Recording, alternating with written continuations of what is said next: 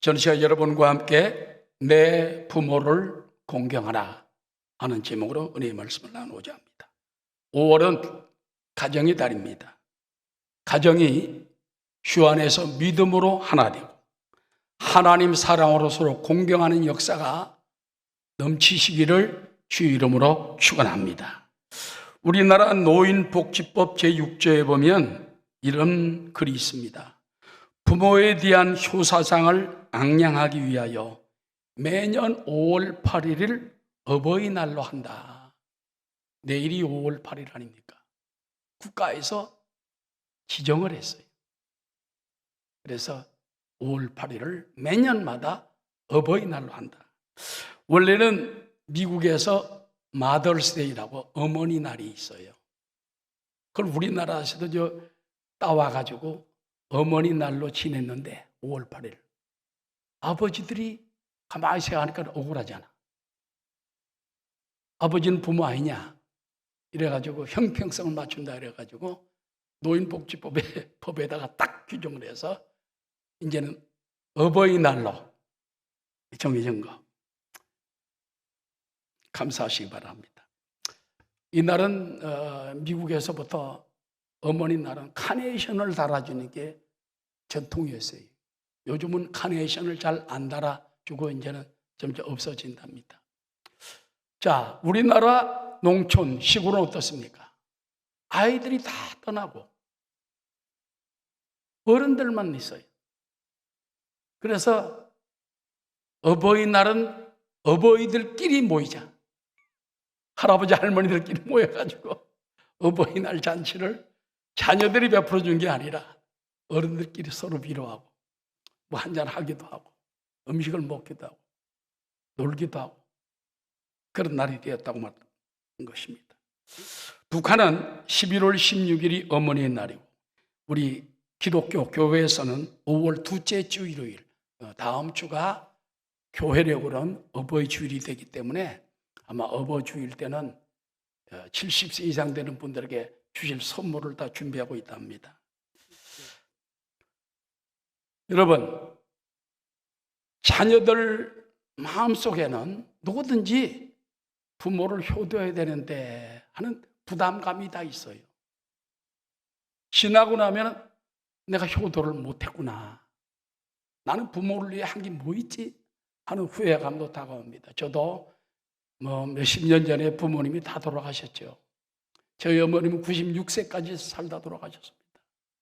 지금도 생각하니까 어머니 살아계실 때 내가 조금만 더 잘했어도 말을 좀 부드럽게 받아주고 어머니 좀 주무실 때 한 번 더 들여다보고 뭐 좀 잡수고 싶은 거 해드렸다면 그런데 그게 지금까지 남아가지고 어떤 때는 불효자식 하는 마음이 들어올 때가 있어요.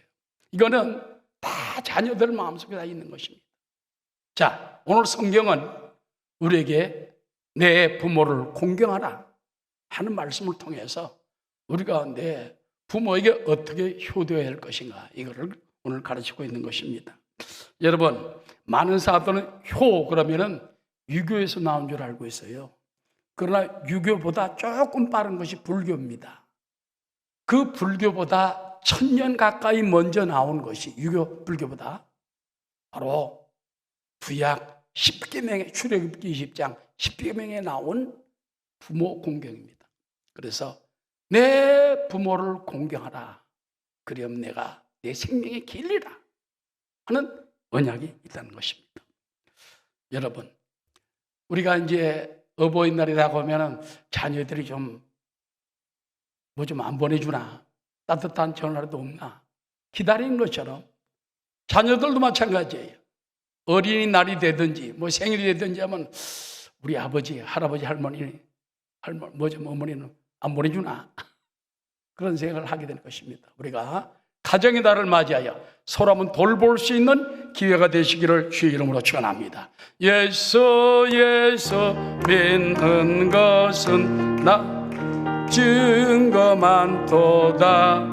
예수 귀한 예수 믿음 더욱 줍소서. 자, 오늘 내 부모를 공경하라 하는 말씀의 제목입니다. 우린 누구를 공경해야 할까요? 첫 번째, 나를 낳고 길러주신 부모를 공경하라는 것입니다. 사람마다 나를 낳으신 부모가 다 있어요. 그런데 여러분, 낳았다고 끝까지 기르는 사람도 있지만은 버리는 부모도 있습니다. 지난번에 보십시오. 아이를 낳아가지고 쓰레기통에 버립니다. 세탁기 안에다가 어떤 사람은 버립니다. 산에다 버리기도 합니다. 핏덩어리를 갖다. 얼마나 기가 막힙니까? 그래도 그런 아이들이 자라가지고 혹시 이제 입양도 가고 이래가지고 크고 난다면은 누구 찬지합니까? 나를 낳은 부모가 어디 있는가? 찾고 싶은 거예요. 뿌리를 찾고 싶은 거예요. 그래서 나를 낳은 부모는 뿌리입니다. 그런가 하면 길러주신 부모도 있어요. 길러주신. 고아처럼 갈 데 없는 아이들 받아가지고 입양받아서 또는 이웃 친척의 자녀들, 교회에서 어려운 성도들 자녀들 키우는 그런 사람도 있습니다. 그래서 낳으신 이는 신부모요, 길러주신 이는 참부모라는 말이 있습니다. 그래서 나를 낳고 길러주신 부모는 신부모며 참부모가 되는 것입니다. 자, 성경에 보니까는 나를 낳고 길러주신 부모를 공경하라. 따라하시오. 부모 공경은 하나님의 지엄한 명령입니다. 부모 공경은 하나님의 명령이에요. 신명기 오늘 5장 16절 말씀입니다. 너는 내 하나님 야훼께서 명령한 대로 내 부모를 공경하라. 그리하면 내 하나님 야훼가 내게 준 땅에서 내 생명 길고 복을 누리리라. 내 부모를 공경하라는 말씀은 하나님의 명령이자 나를 향한 축복의 언약인 것입니다. 여러분, 하나님께서 인류 행복을 위해서 10계명을 주셨어요. 10계명이 1계명에서 4계명까지는 대신계명, 하나님을 섬겨라, 우상을 세우지 말라, 하나님을 망령되게 하지 말라, 하나님의 안식일을 지켜라, 그런 거 주의를 지켜라. 이 대신계명입니다. 그런데 5번째부터 마지막 10번째는 대인계명입니다. 사람에게 주는 계명. 사람에게 주는 계명 중에서 다른 여러 가지 다 있어요. 뭐 도둑질하지 말라, 살인하지 말라, 뭐 간음하지 말라 다 있지만 5번째, 그러니까 대인계명 첫 번째가 뭔지 압니까? 내 부모를 공경하랍니다. 그렇기 때문에 하나님을 섬기고 난 다음에 우리가 두 번째 생각할 것은 부모를 생각하는 거예요. 왜? 여기 하나님의 명령이라는 것입니다. 믿으시면 아멘 하시기 바랍니다. 출애굽기 20장 12절에 보면 내 부모를 공경하라. 그리하면 내 하나님 야훼가 내게 준 땅에서 내 생명이 길리라. 여러분, 내 부모를 공경하면 좋다가 아니라 공경하라는 명령인 것입니다. 그렇기 때문에 우리가 10계명 최고의 하나님 주신 율법이잖아요. 물론 예수 십자가 안에서 이것도 다 이룬 것이 되었지만, 그러나 우리가 조영기 목사님 그래요. 매일 아침마다 10계명을 들여다보고 10계명 물가에 서서 그걸로 자기를 씻는다고 그랬어요. 그래야지 올바라지는 거예요. 올바라지는 거예요. 예수님께서도 어떤 사람들이 물었습니다. 고르반 신앙에 대해서. 고르반 신앙이 뭔지 압니까? 옛날 유대인들은 부모에게 드릴 것을 하나님께 드리면 부모에게 효도한 거나 마찬가지 아니냐? 예수님은 안 그랬습니다. 고르반 신앙이 되지 말라. 하나님 대접할 건 하나님께 대접하고 내 부모에게 대접할 건 부모에게 대접하라. 주님은 분명히 명령해 주시는 것입니다. 그렇기 때문에 우리는 하나님 명령이기 때문에 부모를, 나를 낳고 또는 길러주신 부모를 공경해야 된다는 것입니다. 그 다음에 부모를 공경하면 큰 상급이 있습니다.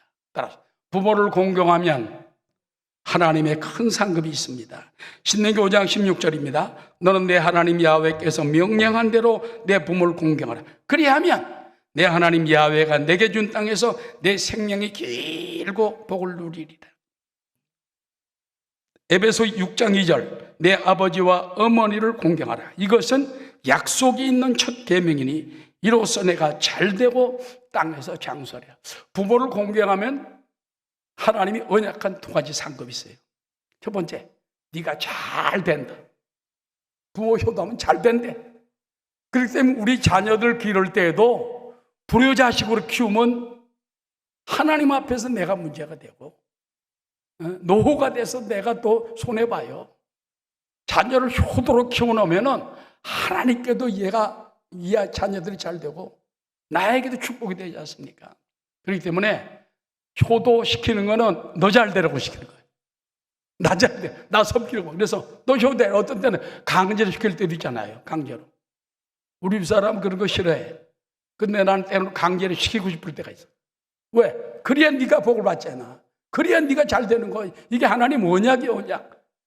축복의 약속이야. 믿습니까? 하나님 축복의 언약 때문에 자녀들에게 좀 힘들고 귀찮아도 효도를 시켜야 돼. 하나님 섬기고 교회 나가라, 예배 드리라, 안 가려고 뺑소리 치고 나면 약간 쥐어박듯이 마찬가지.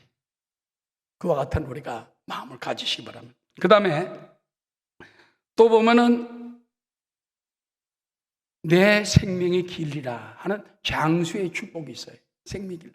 여러분, 그래서 장수하는 사람 오래 축복을 받는 거, 효도하는 사람은 장수의 복을 받습니다. 근데 장수가 어디까지 가는지 압니까? 나중에 죽지 않고 영원히 사는 영생까지 연결이 되는 거예요.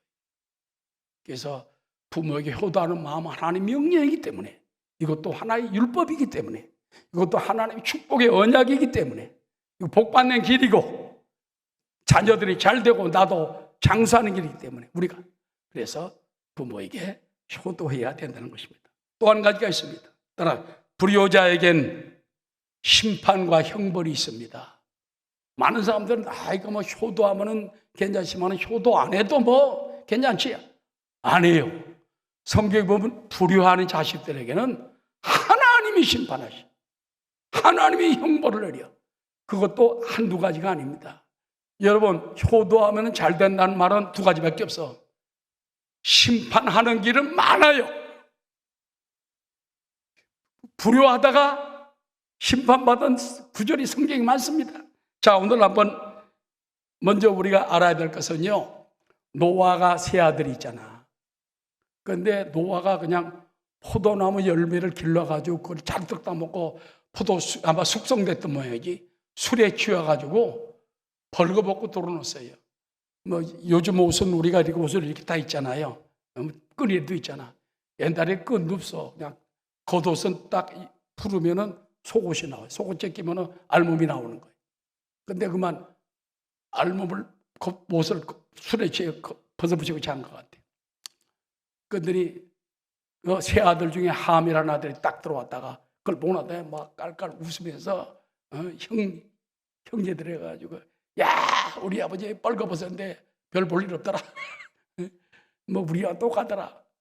아마 약간 모욕적인 말인 것 같아요. 그 말을 듣고 다른 형제들은 어떻게 했습니까? 옷을 가지고 뒤로 와서 아버지 보지 않고 덮어드렸어요. 잠에 깨어 일어난 노아가 세 아들들 죽고 먼저 그 비웃었던 함에 대해서 저주를 내립니다. 다른 두 아들은 축복을 하는 것입니다.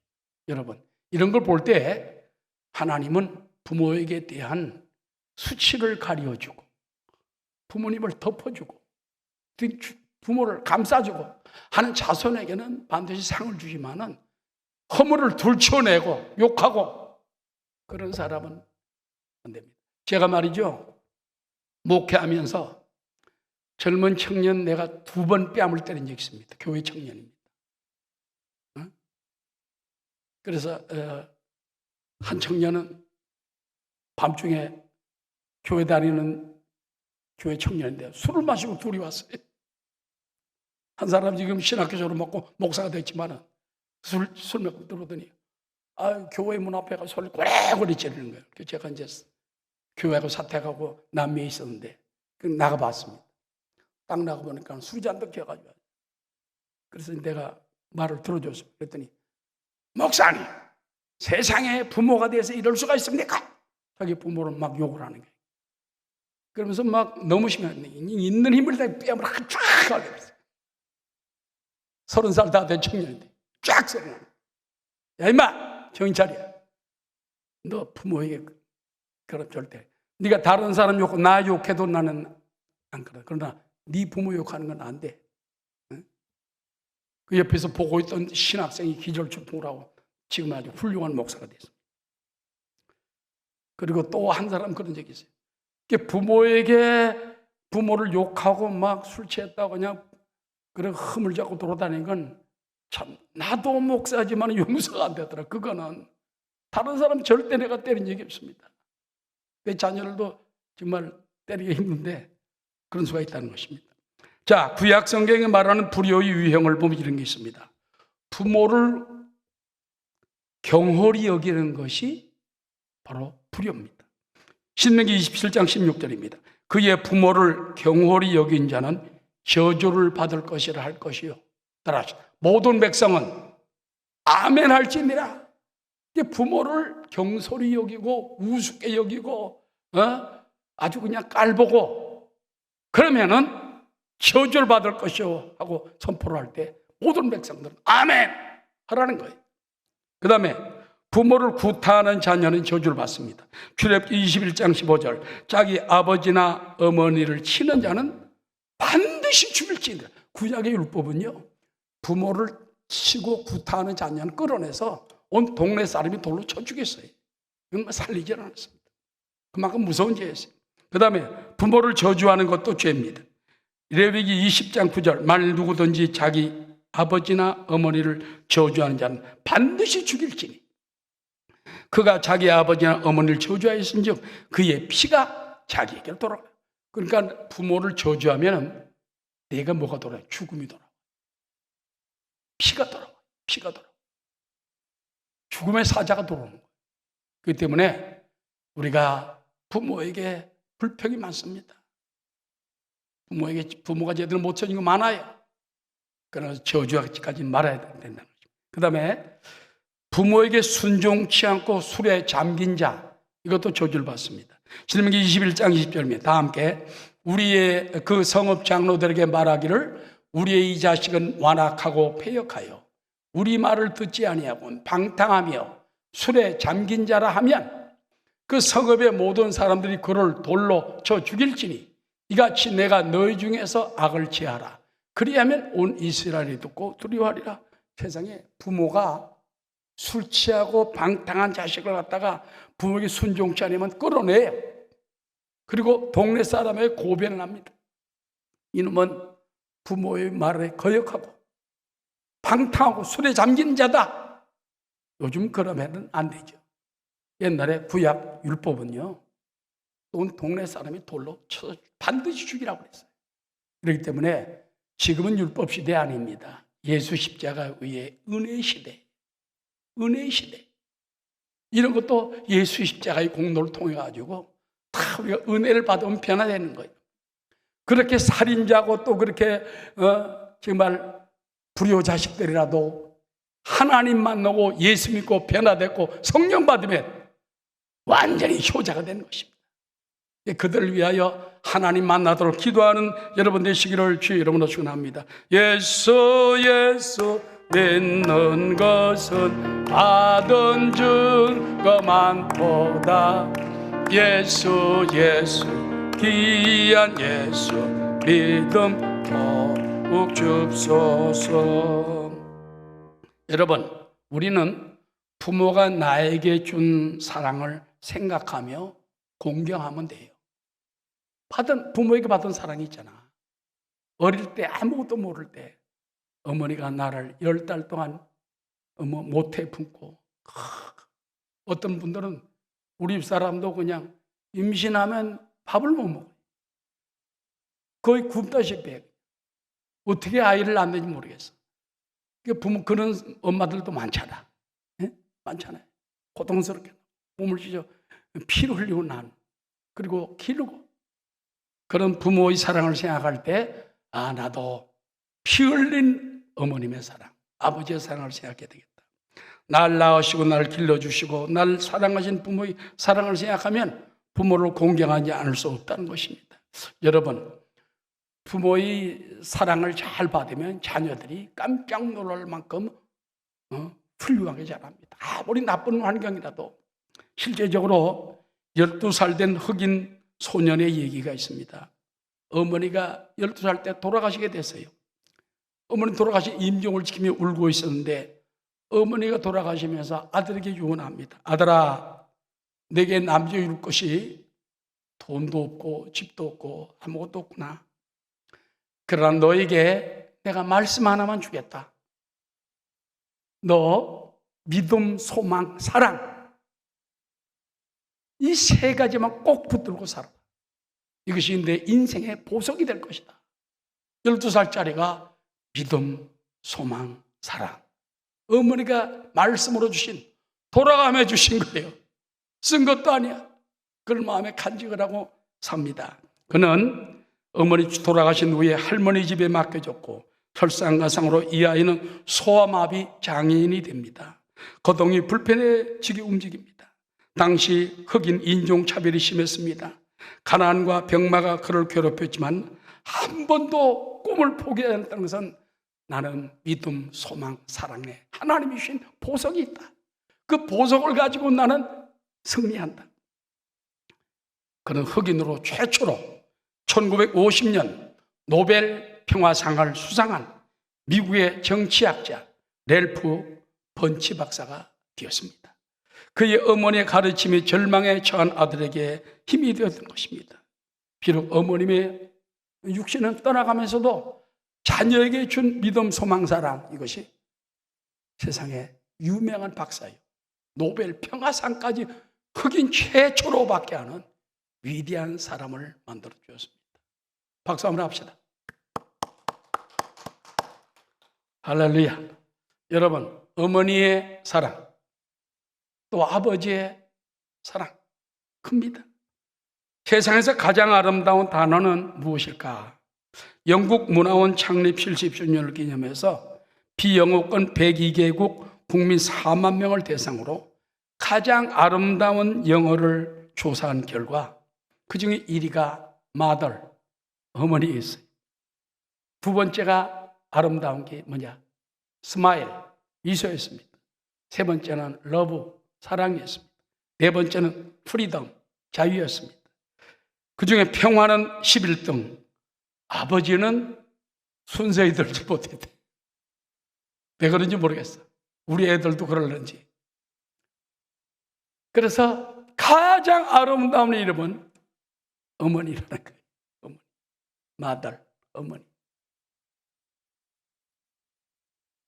어머니는 아름답습니다.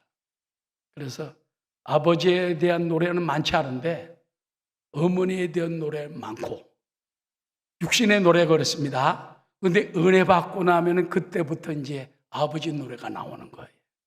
그래서 은혜 받기 전에는 어머니밖에 몰라. 은혜 받은 사람은 갑자기 어가 아르베네.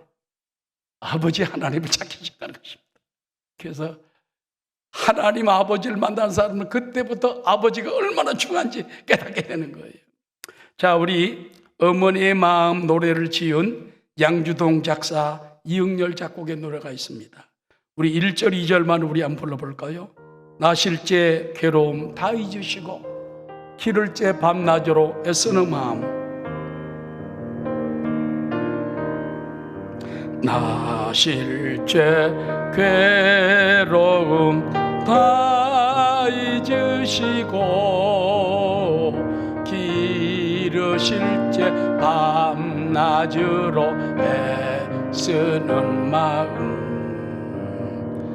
빈자리 마른 자리 가라앉으시며 손발이 다 닳도록 고생하시네. 하늘 아래 그무시 넓다리요 어머님의 은혜 이 없어라. 어려선 자라선 안고 업고 올려주시고 자라선 문기되어 기다리는 마음 알을 싸 그릇 싸 자식 생각에 고시던 이마 위에 주름이 가득 땅 위에 그무시 높다 하리요 어머님의 정성은 지극하여라. 자, 그렇다면은 부모를 진정으로 공경하는 길은 무엇일까? 첫 번째, 부모님 말씀에 순종하는 것이 부모 공경입니다. 에베소 6장 1절입니다. 자녀들아, 주 안에서 너희 부모에게 순종하라. 이것이 옳으니라. 순종하라. 순순하게 따라가는 것입니다. 성경에 부모 순종에 가장 귀한 모범을 보인 사람이 누굽니까? 이삭입니다. 아브라함의 아들 이삭. 하나님께서 아브라함에게 명령을 내립니다. 아브라함아, 내 아들 이삭을 100살에 낳은 아들을 저 모리아 산으로 사흘 동안 데리고 와서 산에서 나에게 어린 양처럼 번제로 드리라. 세상에 이런 명령을 듣고 순종할 사람, 아브라함은 이 이삭이라는 아들을 하나님이 준 줄로 알아요. 그리고 나중에 히브리서에 보면은 하나님께서 이삭을 가져가면 다시 줄 줄로 믿었다고 그랬어요. 우리는 하나님이 뭔가를 달라갈 때 도로 받을 줄, 주실 줄로 믿어야 돼. 주라 그러면 돌려줄 것이니 곧 휴일이 흐르고 흔들어 넘치도록 하여 너에게 안겨주려. 그 아들을 데리고 산에 올라가서 세상에 어린 양처럼 막 칼로 치려고 할 때 천사가 부릅니다. 아브라함아, 너 아무 일도 하지 말라. 이제 네가 나를 진실로 사랑한 줄 이제 알아도다. 너를 통하여 천하 만민이 복을 받게 하겠고 그 아들 이삭을 통하여 내가 대대로 복을 내리겠다. 아버지도 복을 받고 아들도 복. 근데 여러분, 문제는 그 아들 이삭입니다. 그때 자기 아버지 아브라함은 120살, 머리가 허예요. 얼굴 수염이 허예요. 몸이 나에게 120살 밀면 나가 바로 떨어집니다. 그 할아버지 아버지가 칼을 들어 자기를 치려고 할 때 밀쳐버리면 끝나. 가만히 고개 숙여 있었다. 누가 개입할 때까지? 하나님이 개입할 때까지. 하나님이 개입할 때까지. 자기가 이 땅에 태어난 것도 하나님의 기적임을 깨닫게 됐잖아요. 우리 생명은 다 하나님 주셨기 때문에 때로는 하나님이 데려간다 하더라도 자녀들 데려가고 부모를 데려가고 해도 하나님 또 다른 축복을 주세요. 아멘. 그래서 우린 이삭을 보면서 이렇게 부모에게 죽기까지 순종하는 이삭. 이는 예수님의 표상입니다. 예수님을 상징한 거예요. 예수님도 죽기까지 하나님 아버지께 순종을 했지 않습니까? 평안도 사투리로 어머니를 오만이라고 한답니다. 왜 오만이라고 하는지 압니까? 어머니는 5만 가지 일을 다 한대. 그래서 오만이라는 말 속에 보면 어머니가 자식을 낳아서 기르는데 5만 가지 수고를 한다. 부모들은 5만 가지 고생하는 자녀를 양육합니다. 자식들이 부모의恩공을 모르고 불효하고 박대하면 그는 차마 사람이라 할 수 없죠. 여러분, 근데 우리가 이걸 알아야 돼요. 하나님께서는 부모 말씀에 순종하는 자녀되라는 것이 바로 하나님 아버지께 순종하라는 깊은 의미가 있는 것입니다. 그 다음에 따라 살아계실 때 효도함이 참 공경입니다. 자, 효경에 보면 어버이 살아계실 때 극진히 섬겨야 한다. 그러면서 제사보다, 죽은 다음에 제사 드리는 것보다 살아계실 때 효를 실천하라. 그렇기 때문에 참된 효라는 것은 생존 시 바로 효도해야 된다는 것입니다. 여러분, 믿는 성도에게는 살아계신 하나님 아버지가 계세요.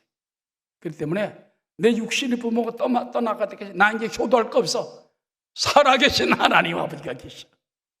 조금 이따 말씀드리겠습니다만, 살아계신 하나님이 얼마나 우리에게 소중하고 얼마나 우리에게 놀랍고 크신 축복의 하나님인지 우리가 깨달아야 할 줄을 믿는 것입니다. 그 다음에 우리는 노인들을 꾸짖지 말고 경로사상을 가져야 합니다. 여러분, 부모가 늙고 병들고 힘들면요, 자꾸 자식들이 꾸짖으려고 그래. 에이 아버지, 에이 어머니, 조금 더 자기가 잘 되고 많이 배웠으면 더 그러려고 합니다. 이게 뭔지 압니까? 불효예요, 그것이. 그래서 노인들을 꾸짖지 말아야 됩니다. 자기 부모만 꾸짖는 게 아니라 세상 노인도 꾸짖으면 안 되래요. 성경에 보면 디모데전서 5장 1절입니다. 늙은이를 꾸짖지 말고 고나되 아버지에게 하듯 하며 젊은이에게는 형제에게 하듯 하고 늙은 여자에게는 할머니에게는 어머님에게 하듯 하며 젊은 여자에게는 온전히 깨끗함으로 자매에게 하듯 하라. 참 과부인 과부를 존대하라. 참 과부라는 것은 남편은 죽고 나에게 60이 넘고 자식이 없어요. 복양할 자식이 없어요. 이런 사람을 참 과부, 얼마나 불쌍합니까? 이런 사람을 갖다가 오히려 공개하라는 거예요. 존대하라죠. 존귀 여기고 대접을 하라고 말인 것입니다. 여러분, 나이 많다고 우습게 여기면 안 돼요. 사람마다 나이별로 그 장기가 있거든요. 뭐 10대, 얼마나 활발하게 20대, 30대 정력 좋죠. 모든 게 다 잘합니다. 그러나 가장 판단력이 최고일 때가 언제 합니까? 80대가 되면 판단력이 최고래. 난 아직 80이 안 됐어. 그때까지 좀 살아봐야 되겠어. 판단력이 어떻게 최고인지. 그러니까 나이마다 끝난 게 아니에요. 그만큼 축복이 기다리고 있어요. 아멘. 독일에서는요, 속담에 늙은 개가 짖으면 내다봐라. 이 강아지들이 짖는 건 내다볼 필요 없대. 젊은 개. 늙은 개가 짖으면 내다보래. 이거는 경험이 많아가지고 개가 수십 년쯤만 있다 보니까 눈치 딱 보고 하는 거예요. 그런 것처럼 집안에서도 무슨 일이 번지면 어른에게 물어야 돼. 어른에게 물으면 이것이 뭔지 깨닫게 된다는 것입니다.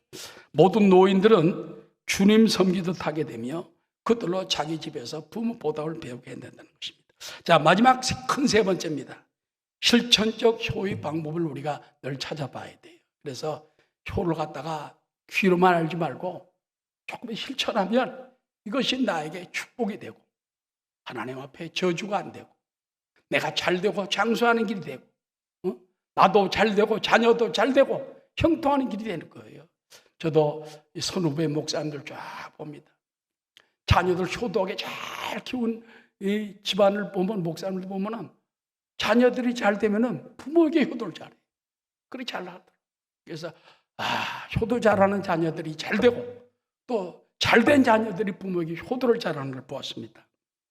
여러분, 효자동의 유래를 잠깐 말씀드리겠습니다. 서울 종로구에 효자동이 있어요. 왜 효자동이 되는지 압니까?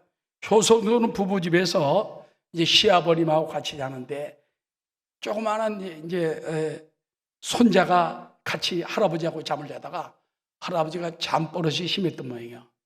하고서 그냥 애를 깔아뭉개 죽여버렸어요.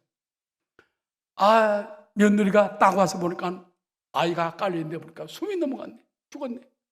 이 아이를 들고서 남편이 왔습니다. 여보, 할아버지가 눌러가지고 얘가 죽은 것 같아. 그러니까 멱살 잡고선 그 아버지가 또 재밌는 사람이에요. 그 손자 뺨을, 아들 뺨을 쫙 때리면서, 야, 이놈아, 너 할아버지에게 어떻게 이걸 불효하려고 그따지 않냐고 쫙 치니까 얘가 정신이 번쩍 나가지고 살아났어. 그래서 그 동네 이름을 효자동이라고 지금 부른다. 가서 책을 찾아보시기 바랍니다. 정신이 번쩍 나니 효자동이 됐다. 자, 효운동의 대가 최성규 목사님이 있습니다. 지난 인천 순복음교회 담임 목사님을 오랫동안 하시다가 몇 년 전에 원로 목사가 되셔가지고 지난 5월 1일 날, 지난주죠, 후천했습니다. 국민일보 5월 2일자 신문에 이렇게 났습니다. 효운동을 펼쳐온 최성규 인천 순복음교회 원로 목사가 82세를 일기로 이를 별세했다. 최 목사는 1983년 여의도 순복음교회 인천지교회를 개척, 1990년 지교회에서 독립한 후에는 제적 5만 명이 넘는 인천 지역 최대 교회로 성장시켰고 2015년부터는 원로 목사가 되었다. 최 목사는 생전 효가 살아야 나라가 산다며 효운동의 중요성을 외쳐왔다. 1997년에 효실천과 효교육자 등을 양성하기 위해 세계 최초로 성산효대학원 대학교를 세웠어요. 저서로 최성규의 하모니 효를 펴내게 됐다. 최 목사 부부는 지난해 5월 열린 제28회 세계 부부의 날 및 국가기념일 제정 15주년 행사에서 세계 부부의 날 위원회로부터 올해의 부부 대상을 받았어요. 효를 이렇게 실천했기 때문에. 그럼 최성규 목사님이 언제부터 효를 이렇게 주장하게 됐느냐? 여러분들 알죠? 1995년에 삼풍백화점 붕괴 사건이 있어요. 삼풍백화점 때문에 눈 무너져가지고 다 죽었어요. 근데 그 중에 세 청년이 살아난 거예요. 최성규 목사는 그때 목회하면서 얘들은 틀림없이 예수 믿는 애들일 것이다. 나중에 알고 보니 예수 믿는 애들이 하나도 없어. 근데 한 가지 공통점이 있어. 전부 효자들이더래. 지극한 효자들 청년만 셋이 사는 거예요. 여자예요. 그래서 이거 봐라. 성경에 효를 찾아보기 시작하니까 효에 대한 축복이 너무나 많은 거예요. 십계명서부터 쫙 나면서 신약까지 이르러가지고 그래서 효라는 것이 뭐냐? 하나님 사랑하는 것이 효요. 하나님 아버지 사랑이 첫 번째 효죠. 응? 하나님 사랑이 효요. 그 다음에 자기 부모 사랑하는 효요. 이웃 어르신들 사랑하는 게 효요. 나라 민족 이웃을 사랑하는 것도 효요. 가난하고 불쌍한 사람 도와주는 것도 효요. 다 효라는 걸 갖게 됩니다. 근데 여러분, 최 목사님은 아버님이 일찍이 돌아가셔서 아버지를 못 불러봤어요. 항상 어머니밖에 몰랐어요. 아버지를 어려서 돌아가시는데 부를 데가 없어요. 예수 믿고 난 다음에 은혜 받는데 하나님 아버지 딱 그러는데 온몸이 찌릿하면서 아버지가 여기 계셨네. 그때부터 하나님 아버지 밤새도록 울고 틈만 나면 하나님 아버지 하나님 아버지. 네? 나이가 30이 넘도록 그래서 우리 명지대학교 경영학과를 나왔거든요. 불러보지 못했던 그래서 그분이 30살 넘어서 교회에 나왔어요. 그래서 저보다 신학교 일 후에 연세는 많지만 그런데 그러면서 다른 사람들은 항상 하나님을 자기는 하나님 아버지 하나님 그렇게 위로가 되고 축복이 된다. 그래서 효도는 제일 먼저 하나님 아버지에게 효도하고 우리도 마찬가지 날 낳은 부모에게 효도하고 이웃을 사랑하고 돌볼 수 있는 저와 여러분 다 되시기를 주의 이름으로 축원합니다.